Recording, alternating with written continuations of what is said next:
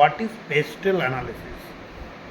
Pastel analysis মানে হচ্ছে political, economical, social, technological, legal এবং এনভায়রনমেন্টাল অ্যানালিসিস। একটা অর্গানাইজেশন যখন বিভিন্ন দেশে বা বিভিন্ন রাজ্যে ব্যবসা করতে চায়, তখন ব্যবসা শুরু করার আগে তাকে এই অ্যানালিসিসটাকে করে নিতে হয়। এটাকেই বলা হয় হচ্ছে পেস্টাল অ্যানালিসিস। এই পেস্টাল অ্যানালিসিস যে অর্গানাইজেশন যতটা ভালো করতে পারবে, সেটা কিন্তু খুব সহজেই সেই অর্গানাইজেশন অন্যান্য জায়গা বা অন্যান্য দেশ বা অন্যান্য রাজ্যের পরিস্থিতিটাকে খুব সুন্দর করে ভালোভাবে বুঝতে পারবে।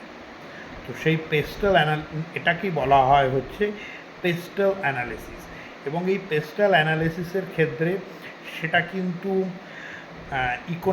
মানে বাইরের এক্সটার্নাল ফ্যাক্টরটা বেশি কাজ করে, তার সাথে সাথে কিন্তু ইন্টারনাল ফ্যাক্টরটাও অল্প বিস্তর হলেও কাজ করে। তো পেস্টাল অ্যানালিসিসের ক্ষেত্রে একটা অর্গানাইজেশনের চালাতে গেলে যে সমস্ত এক্সটার্নাল ফ্যাক্টরসগুলো রয়েছে, সেটা অনেকটাই বেশি রয়েছে।